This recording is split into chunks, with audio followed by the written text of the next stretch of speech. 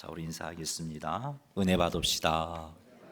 네, 하나님의 은혜가 오늘도 우리 가운데 충만하게 임하기를 주의 이름으로 축복합니다. 할렐루야. 예수님께서 승천하신 후 초대 교회 때부터 교회들이 이단의 미혹을 받았습니다. 이 이단의 미혹으로 2000년 전 초대 교회에서도 믿음을 떠나는 자들이 발생을 했던 겁니다. 오늘날에도 마찬가지입니다. 이단들이 여전히 성도들을 미혹하고 있습니다.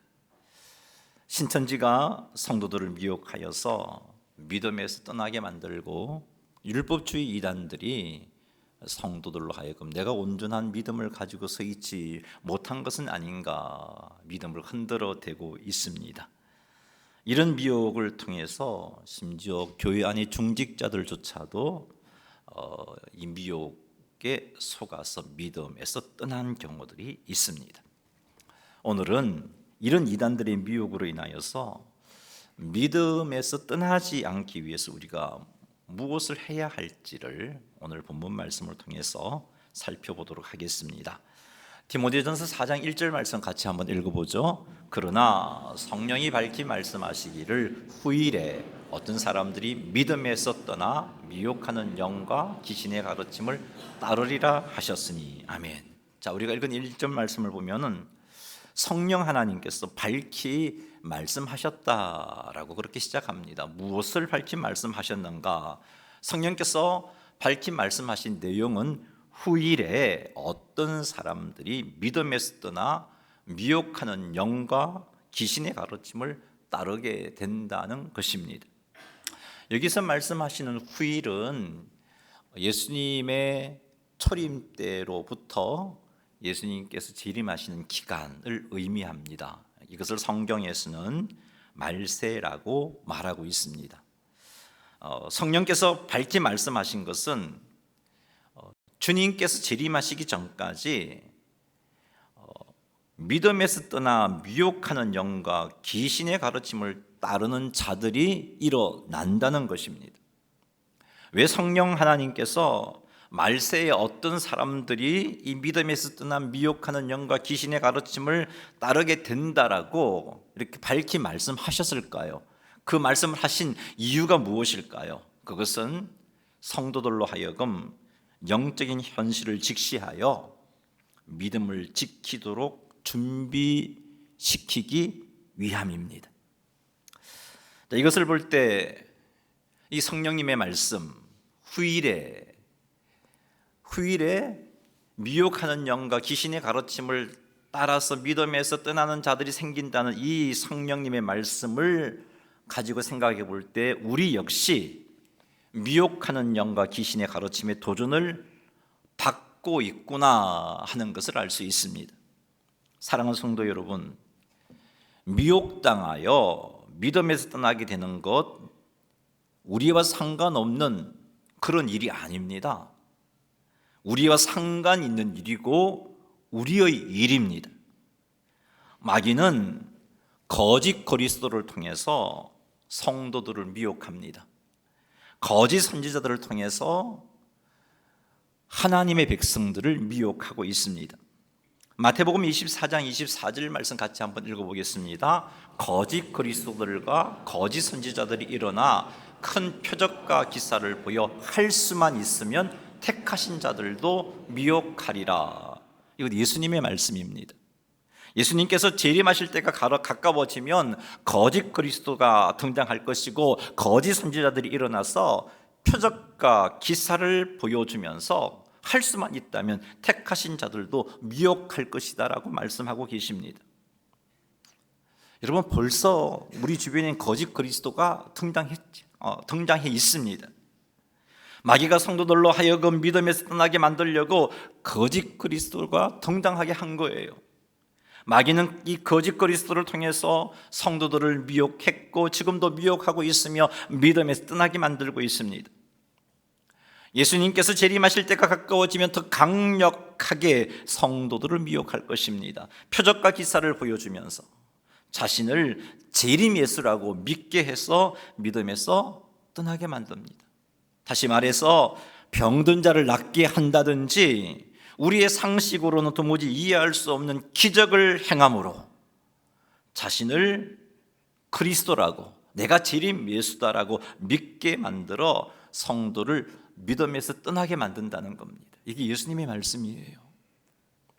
그러므로 표적과 기사를 보고 믿음 생활해서는 안 되는 겁니다.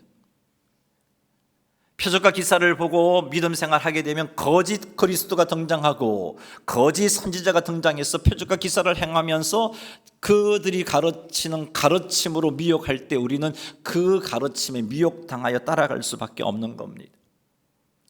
그러기에 우리의 신앙생활은 표적과 기사를 보고 믿는 신앙생활이 아니라 진리의 말씀을 따라 믿음 생활해야 하는 것입니다. 아무리 표적과 기사를 행하여 자신을 그리스도라 주장한다 할지라도 그의 가르침이 정말 성경과 일치하는가 살펴서 그렇지 않다면 그것은 거짓 그리스도요, 거짓 선지자요, 거짓 가르침입니다. 아무리 성경에 기록된 예수님께서 행하셨던 표적과 기사를 행한다 할지라도 그의 존재가 정말 성경에서 말씀하시는 모습으로 오셨는지를 살펴보아야 하고 그렇지 않다면 거짓 그리스도인 겁니다. 우리나라에 등장한 거짓 그리스도를 살펴보면 천부교 창시자인 박태선, 그는 자기 자신을 하나님이라고 주장했습니다. 하나님의 교회 세계 복음 선교협회 설립자인 안상홍, 자기 자신을 재림 예수라고 주장했습니다. 그러다 죽었죠. 재림 예수교회 초막절 회관의 교주인 구인회, 자기 자신을 재림 예수라고 주장했습니다. 기독교 복음 선교회 JMS 창설자인 정명석, 그는 그의 가르침에서 자신을 특별한 메시아적 존재라고 제시하여서 그를 따르는 자들로 하여금 정명석을 재림 예수와 동일시하도록 만들었습니다. 신천지 이만희 역시 교묘한 가르침을 통해서 신천지 추종자들로 하여금 이만희를 재림 예수와 동일한 위치에 두고 생각하게 만들었습니다. 뿐만 아니라 마귀는 거짓 선지자, 거짓 교사들을 통해서 성도들을 미혹하고 있습니다. 성경을 자기 교주를 그리스도로 믿게 만들려고 아주 교묘하게 해석을 합니다. 그래서 하나님의 말씀인 성경을 제대로 알지 못한 상태에서는 그것이 잘못된 것인지 깨닫지 못하도록 그렇게 만들어버리죠. 그런데 결국은 성자 하나님이신 예수님을 구원자로 인정하지 않고 자기 교주를 재림 예수로 믿게 하는 그런 가르침인 거예요. 조금만 우리가 깨어있다면 분별해낼 수 있습니다. 성경을 보면 우리의 구원을 완성하기 위해서 다시 오시는 예수님은 초림 때처럼 극히 일부의 사람만 알 수 있게 오시지 않으십니다. 예수님께서 다시 오실 때는 모든 사람들이 다 알 수 있게 임하시는 거예요. 마태복음 24장 27절 말씀 같이 한번 읽어보겠습니다. 번개가 동에서 나서 서편까지 번쩍임같이 인자의 임함도 그리하리라. 이 말씀이 무슨 말씀인가 하면은 예수님의 재림은 아주 특별한 일부의 사람만 알 수 있게 임하는 그런 재림이 아니라 번개가 치면 모든 사람들이 그 번개가 치는 것을 인식하듯이 모든 사람들이 다 알 수 있게 재림한다라는 말씀입니다. 이게 예수님의 말씀이잖아요. 그래서 예수님께서 이런 말씀을 하셨어요. 사람들이 그리스도가 여기 있다, 그리스도가 저기 있다 말한다 할지라도 믿지 말아라, 그렇게 말씀하셨어요. 마태복음 24장 23절 한번 읽어보겠습니다. 그때 사람들이 너희에게 말하되 보라 그리스도가 여기 있다 혹은 저기 있다 하여도 믿지 말라. 왜요? 왜 믿지 말라고 하셨을까요? 내가 모르는 그리스도가 와 있다는 것 자체가 성경이 예언하신 그리스도의 재림과 틀린 거란 말이에요. 그리스도가 재림하셨다면 내가 모를 수가 없어요. 내가 예수 믿는 사람이든 안 믿는 사람이든 간에 그리스도가 재림하셨다면 나도 알게 재림하시는 거예요. 그래서 사람들이 저곳에 그리스도가 있다 가보자 말한다면 그 그리스도는 가짜 그리스도인 거죠. 마태복음 24장 26절도 한번 읽어보겠습니다. 그러면 사람들이 너희에게 말하되 보라 그리스도가 광야에 있다 하여도 나가지 말고 보라 골방에 있다 하여도 믿지 말라. 그러니까 여러분, 내가 모르는 상태에 있는데 누군가가 와서 재림 예수가 왔다고 그렇게 말한다면 그건 가짜인 거예요. 누군가가 내게 접근해서 성경을 이렇게 해석하고 저렇게 해석하고 교묘하게 막 짜맞추면서 봐, 우리 교주가 재림 예수야 라고 말한다면 그것도 틀린 거예요. 주님이 다시 오실 때는 예수님을 믿는 믿음이 있든지 없든지 상관없이 모두가 다 알 수밖에 없이 임하신다고 말씀하셨어요. 성경을 인정하든 인정하지 않든 간에 예수님의 재림은 모두가 알도록 임해요.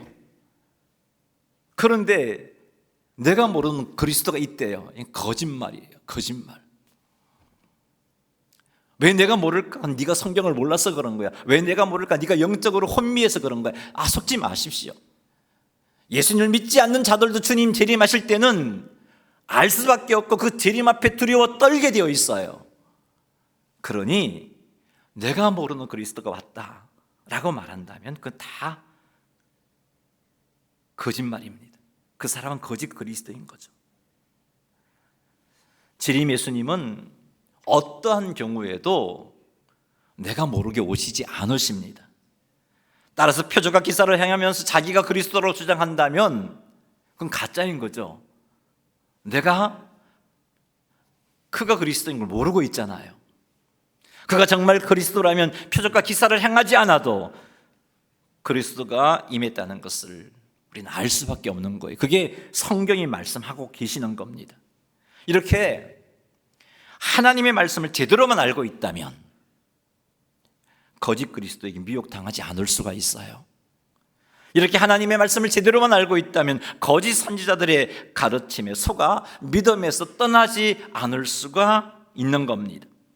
사랑하는 성도 여러분, 지금은 미혹하는 영과 귀신의 가르침으로 우리를 믿음에서 떠나게 만들려고 마귀가 우리를 미혹하는 시기입니다.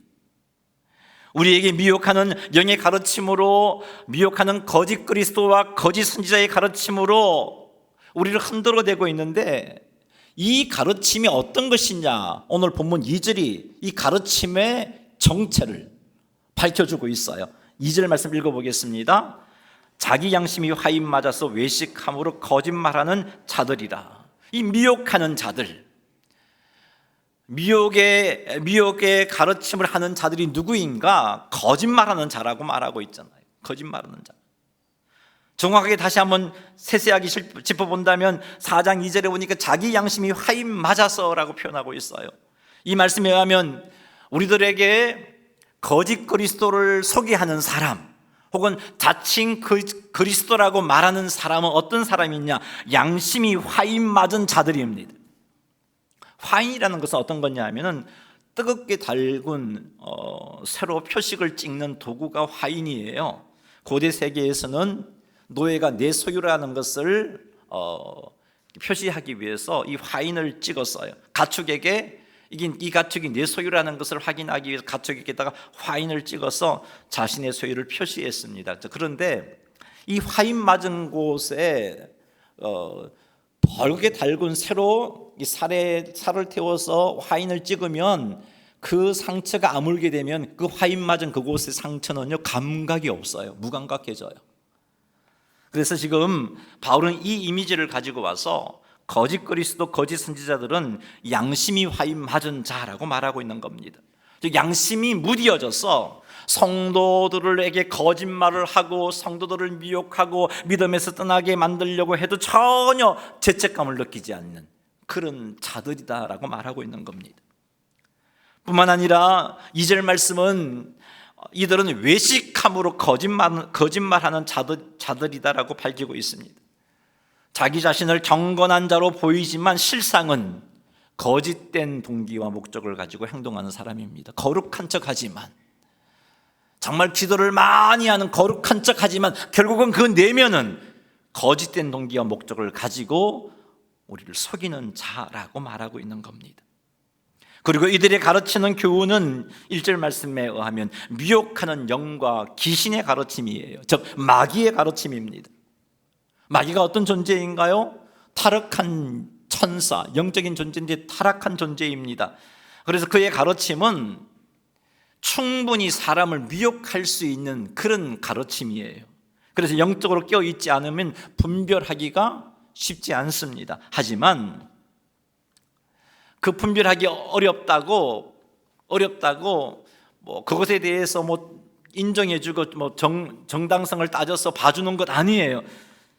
우리가 분별하기 어려운 가르침이임에도 이어서 우리가 분별하지 못해서 그 가르침을 따라서 결국은 믿음에 떠나게 되면 결국은 멸망하게 돼요. 이 거짓 선지자와 거짓 그리스도와 함께 멸망당하게 되는 겁니다.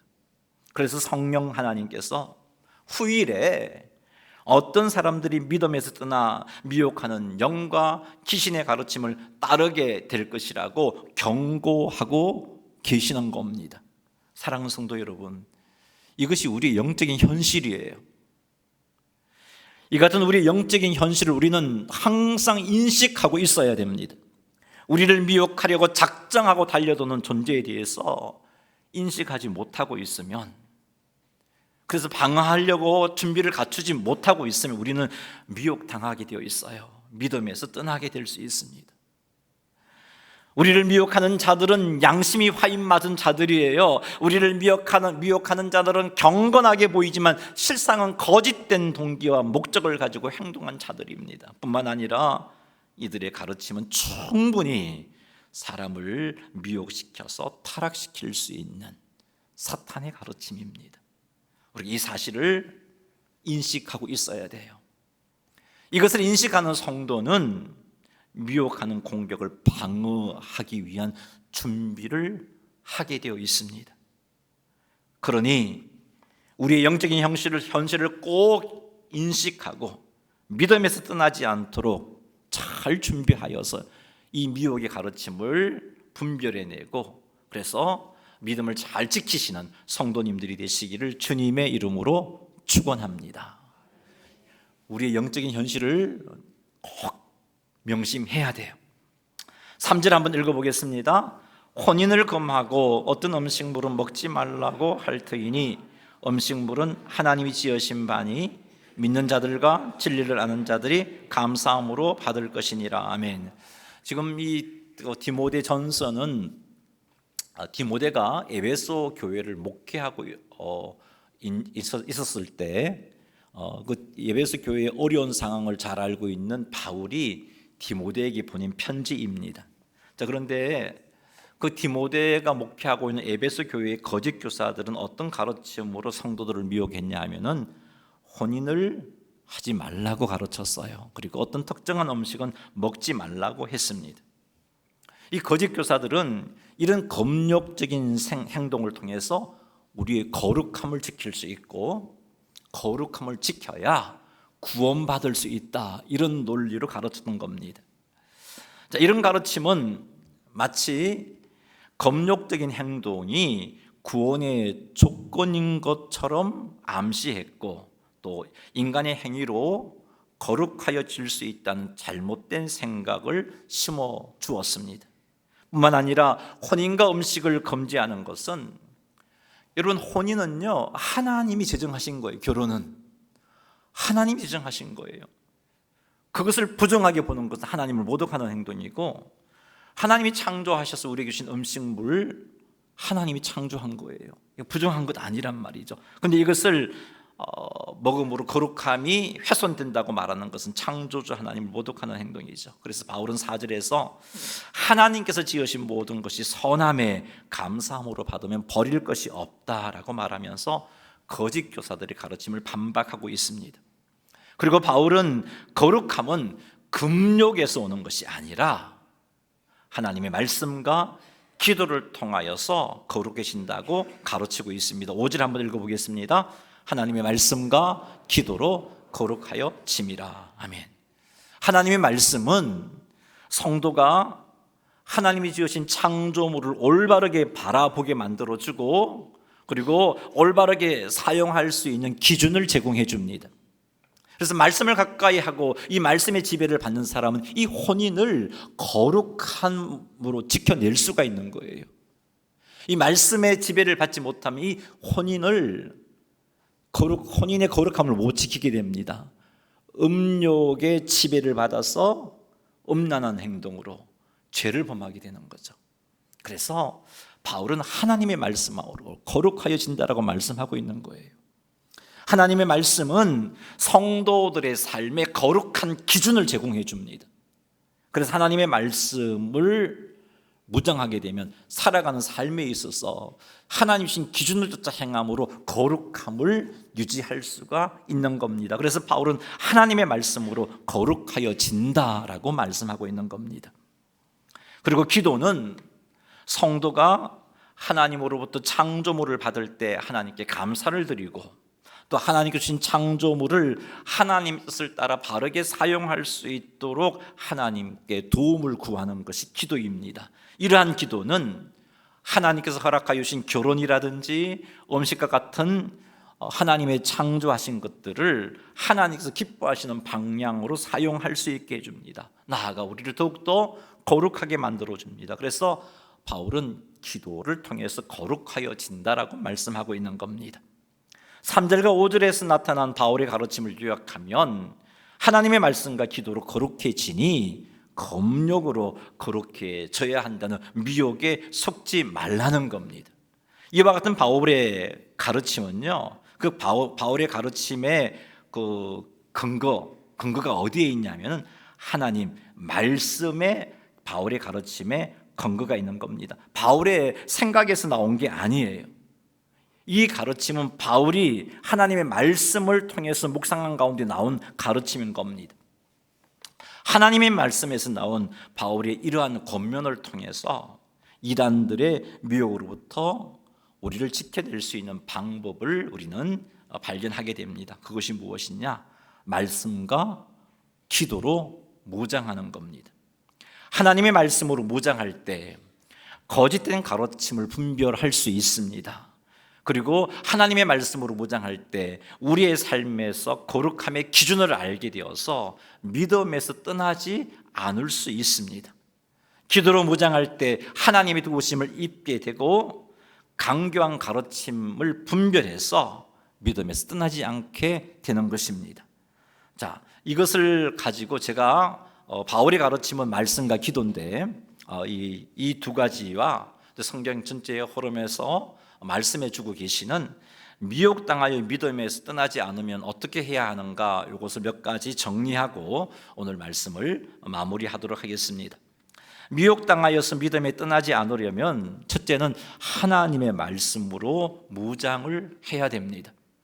하나님의 말씀은 영적 분별의 기준입니다. 시편 여러분 필사를 하셨는데 시편 119편 아주 긴 장을 우리가 필사하셨죠. 그 필사하면서 그 시편 119편 105절에 이런 말씀이 있었잖아요. 주의 말씀은 내 발의 등이요 내 길의 빛이니이다 하는 말씀을 여러분이 기록했을 텐데, 말씀이 이런 역할을 합니다. 하나님의 말씀은 우리의 발의 등이 되고 우리의 길이 빛이 됩니다. 그래서 우리들로 하여금 미혹하는 그 미혹으로부터 실족당하지 않도록 지켜주는 겁니다. 앞에서 잠깐 말씀드렸듯이 예수님의 재림은 번개가 번쩍임 같이 임한다라고 예수님께서 말씀하셨어요. 이 말씀으로 무장한 사람은 누군가가 와서 자기가 그리스도라고 말할 때, 누군가가 와서 교묘하게 성경을 이렇게 해석하고 저렇게 짜맞추며 해석하면서 내가 재림 예수다라고 말할 때 그게 가짜구나 하는 것을 분별해냅니다. 이 말씀 모르는 사람은요 흔들리는 거죠. 그가 성경 해석을 해주는데 좀 특별히 잘 해석해 주는 것 같아요. 그 해석을 쫓아가 보니까 이 사람이 하나님이 허락하신 이 시대의 구원자구나. 그렇게 흘러간다면 이건 잘못된 거잖아요. 내가 모르는 그리스도 오실 리가 없어요. 그리스도가 저기 있다고 말해도 이 말씀을 아는 사람은 속지 않을 수 있습니다.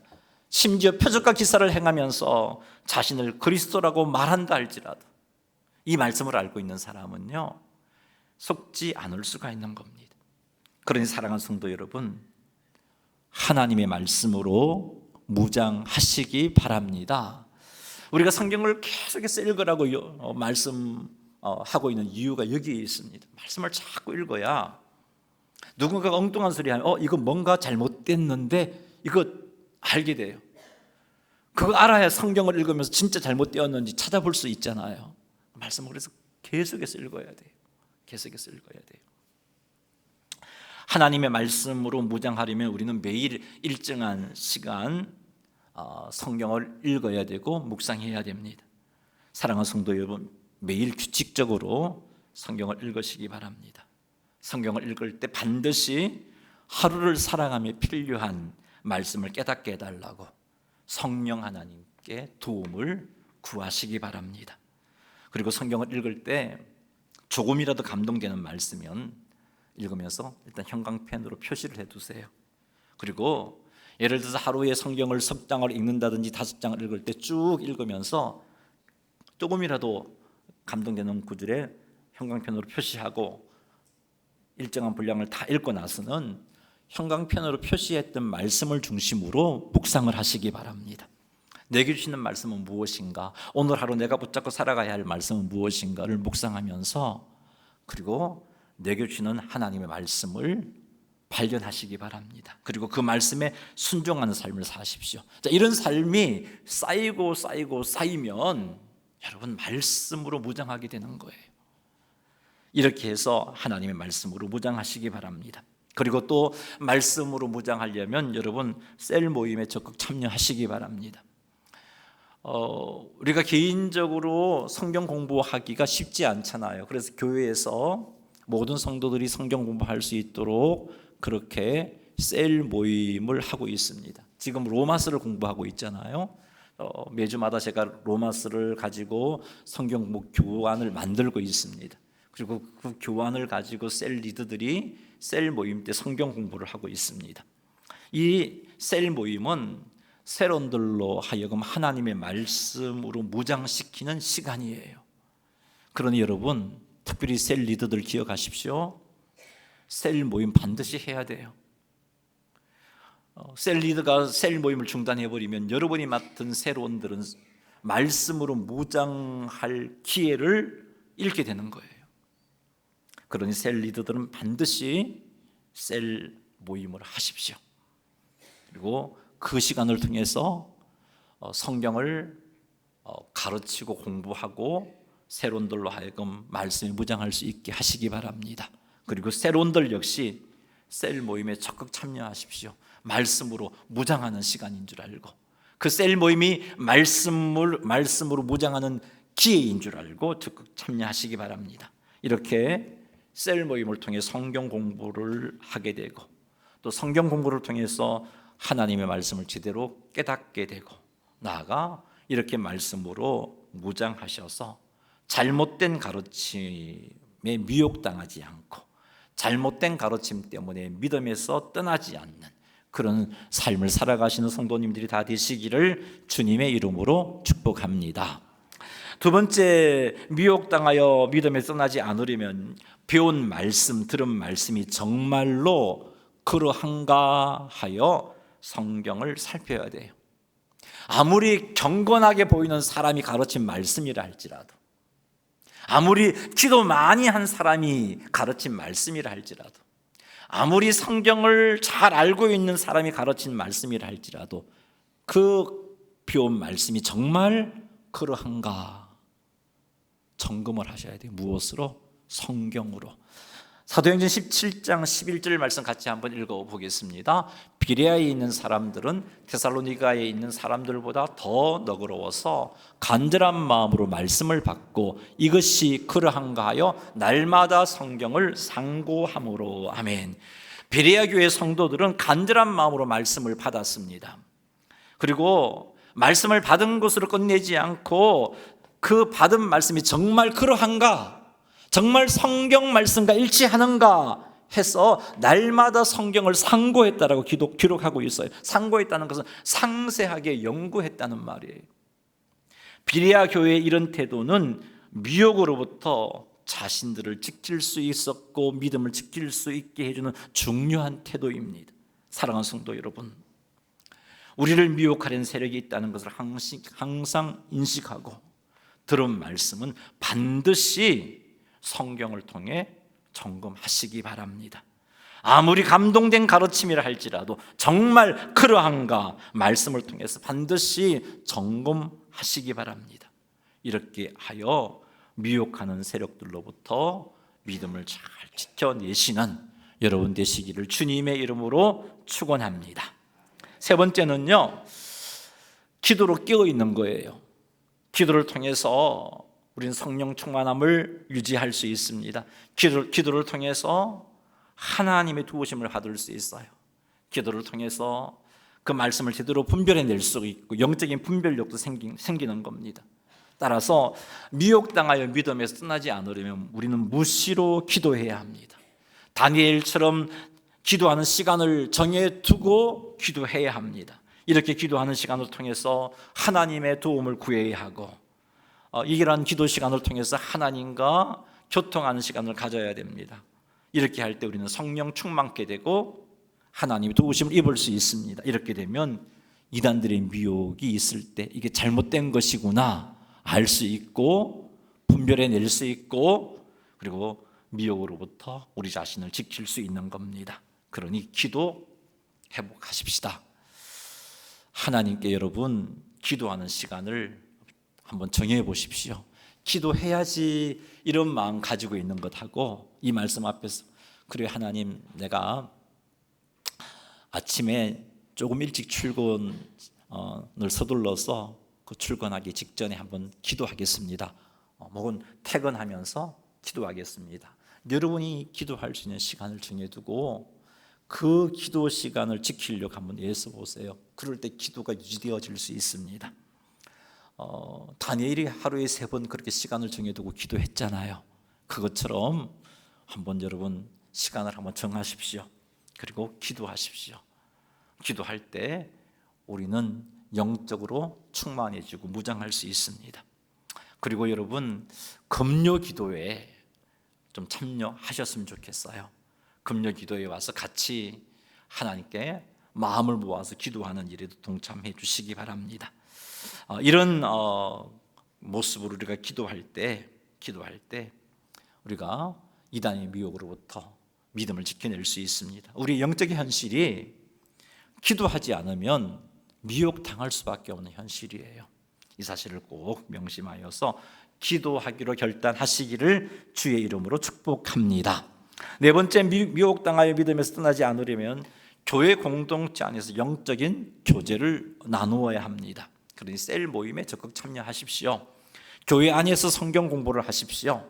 교회 안에서 제자 훈련을 받으십시오. 혹 교회 밖에 좋은 영적인 프로그램이 있다면 반드시 담임 목사인 저와 상담하시고 그리고 공부를 하시기 바랍니다. 누군가가 교회 밖의 영적인 프로그램이 너무나 좋은데 목사님한테는 이야기하지 말고 그냥 가자 한다면 여러분 가지 마세요. 잘못될 위험이 참 커요. 왜 시시하면서 교회 밖에서 그런 공부, 그런 프로그램을 하려고 합니까? 잘못될 가능성이 많아요. 그러니 누군가가 시시한다면 그 자체가 잘못된 것이니까 그것에 가지 마시기를 바랍니다. 자, 마지막으로 영을 다 믿지 말고 오직 영들이 하나님께 속하였나 분별하시기 바랍니다. 요한일서 4장 1절 말씀 읽어보겠습니다. 사랑하는 자들아 영을 다 믿지 말고 오직 영들이 하나님께 속하였나 분별하라. 많은 거짓 선지자가 세상에 나왔습니다. 아멘.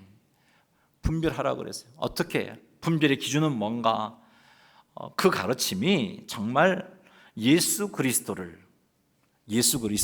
나사렛 예수 그리스도 말이에요. 2000년 전에 이 땅에 오셨던 예수 그리스도, 성탄하신 그 예수 그리스도를 우리의 구원자로, 우리의 주님으로 인정하는가 살피십시오. 교묘하게 예수의 영이 우리 교주에게 임했다는 식으로 그래서 그 나사렛 예수가 아니고 지금은 우리 교주가 이런 식으로 흘러간다는 거 가짜인 거예요. 두 번째 기준은요, 그 가르침이 예수님을 높이고 성경의 진리와 부합하는가 살피십시오. 비레아 교인들처럼 그러한가 말씀으로 살피십시오. 세 번째 기준은요, 그 가르침이 나로 하여금 성령의 열매를 맺게 만드는가, 그리고 그 가르침을 주는 사람에게 성령의 열매가 있는가를 살피십시오. 여러분, 미혹하는 영의 가르침은 겉으로는 거룩해 보이지만 결코 성령의 열매를 맺을 수가 없습니다. 이 기준으로 살펴보시기 바랍니다. 그리하여 미혹하는 영, 귀신의 가르침을 분별하십시오. 그리하여 이들에게 속아서 믿음에서 떠나지 않는 성도님들이 다 되시기를 주님의 이름으로 축복합니다. 말씀을 맺습니다. 자, 우리는 디모데전서 4장 1절에서 5절 말씀을 통해서 미혹의 속아 믿음에서 떠나지 않기 위해서 어떤 자세와 어떤 노력이 필요한지를 살펴보았습니다. 우리가 살아가는 이 시대는 마귀가 교묘한 방법으로 우리의 믿음을 흔들고 미혹하여 떠나게 하는 영적 도전의 시기입니다.